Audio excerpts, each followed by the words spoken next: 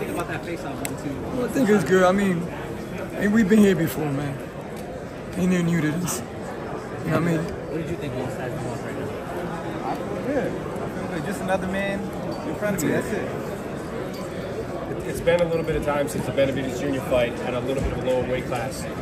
What's the time and with the weight gain, how did you prepare for that?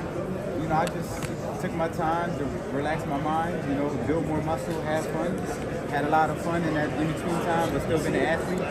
And we worked hard. We worked on building a lot of muscle, sparring bigger guys, and we're ready for the occasion. You feel like your power is going to come up to 160, 157? Yeah, definitely. I was hitting hard in the gym. You know, I was sparring way, and it was weighing way more than me too. Yeah, big boys. So my power is definitely there for sure. Well, listen, we've been always underestimated.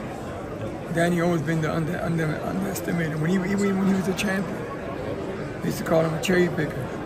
So we always been underrated, but we don't care about that. We're just going to prove Saturday night and the new middleweight champion of the world, WBA Danny Garcia. And I don't care how much power he brings. Left hand, no hands, handicap. We don't give a shit about that. We're going to go out there, we're going to prove to the world that Danny's one of the best fighters in the world. Danny, in the main event, Berlanga has been receiving a lot of heat from the community about his Puerto Rican American status. How did you overcome that? Because I know you faced a little bit of that during your career. Yeah. How did you overcome that, and what advice would you give him coming up on Saturday night? You know, I would just say, you know, just be true to yourself. Be true to yourself. Be who you are. Like me, I'm from Philly. I'm born and raised in Philly. I'm a Puerto Rican from Philly. And when I go to Puerto Rico, the Puerto Rican people love me. You know, it's a mutual. They know I'm from the States, but they still know I'm Puerto Rican. So I kind of just let it be what it is, you know. And they love you. They love you. They don't. But you just stay who you are. The people always love you for being real. With it being Mexican Independence Weekend, do you feel like it's a little bit of, because of the main events, a little bit of Puerto Rico versus Mexico? Yeah, definitely. It's definitely a rivalry, Puerto Rico versus Mexico. You got a lot of good fights on the undercard, so it's going to be a great show. It's his first big weekend representing Puerto Rico. What advice would you give Berlanga going in against a guy like Canelo, who's a legend? You know, I know there's a lot of pressure. I mean, there's a lot of pressure on Canelo, too. You know, it's his show, but Berlanga's taking a big step in competition.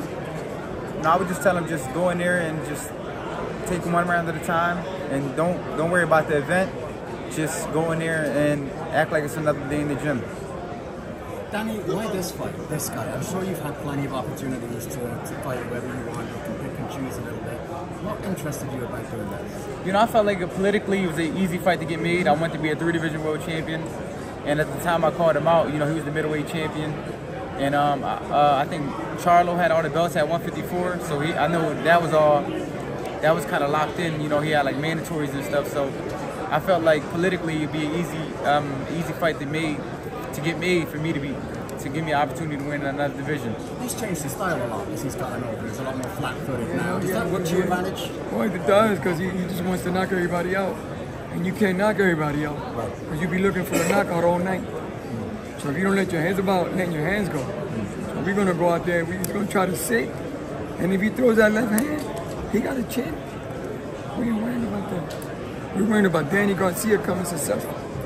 He could bring rocks, throw rocks at Danny, jump to the moon and back. He doesn't face us. Listen, 11 years ago, we was in the same predicament with Matisse. And Danny was the champion. Everybody doubted. The odds were crazy.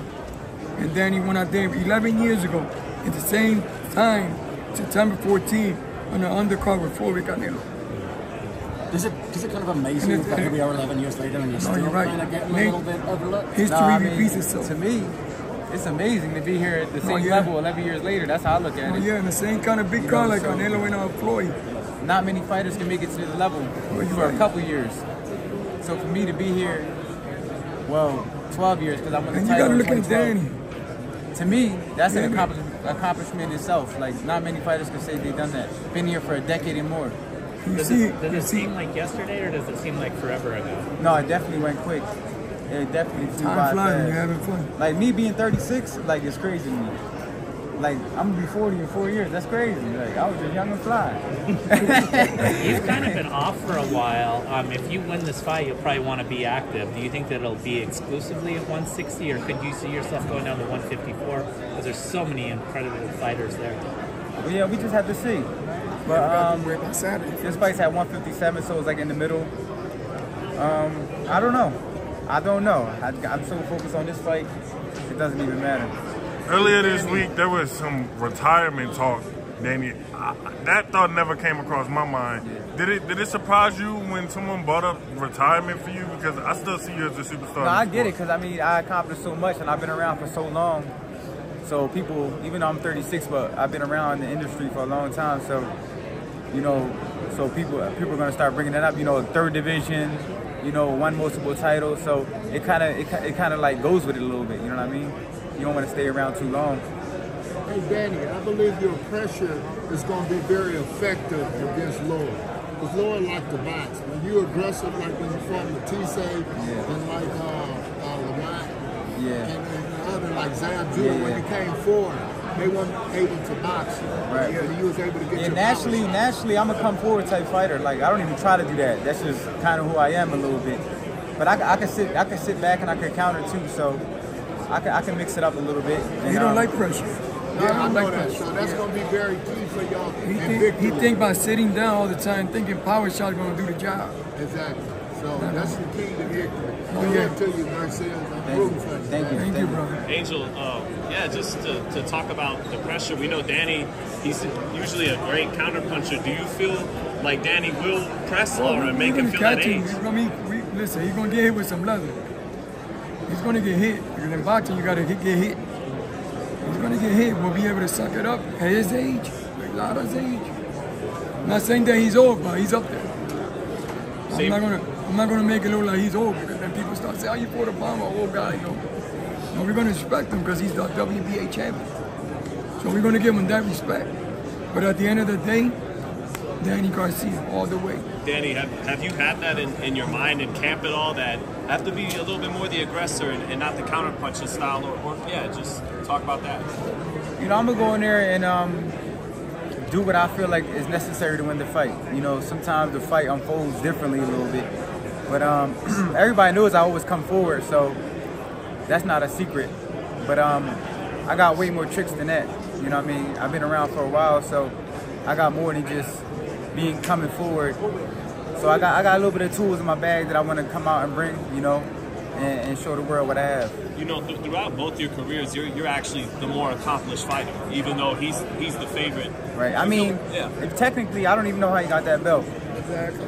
They gave him that belt. I'm sorry. Remember, he was and they say he's coming up knocking out 4 people. He took it off Triple G. He knocked out 4 bums. I'm sorry. To me, he knocked out 4 bums.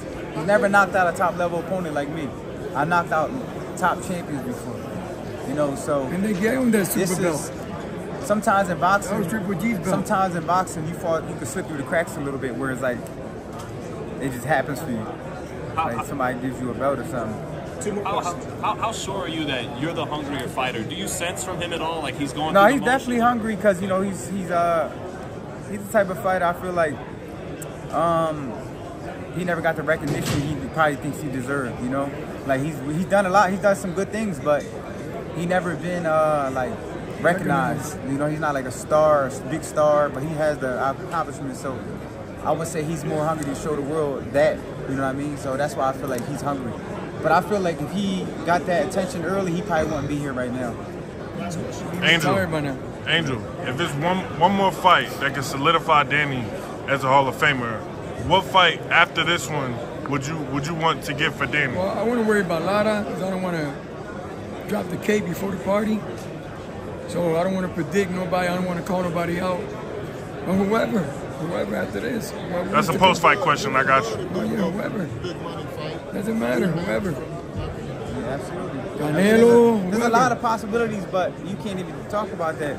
Well, I know you're going to be victorious. Thank you. See you, Angel. Thank you. I appreciate you. Pick up the pace and put the pressure on the old man. As you're younger, more useful, you've been more preserved. And he hasn't been through war. Look at his face. I know. The force of the No fight. war there. I Don't take let care him of set up his punches. I believe you'll be victorious. You heard? I take care of him like a rooster. Thank you. Take care of him like a rooster. Good luck to you. Thank you. I appreciate you. Good to see you guys.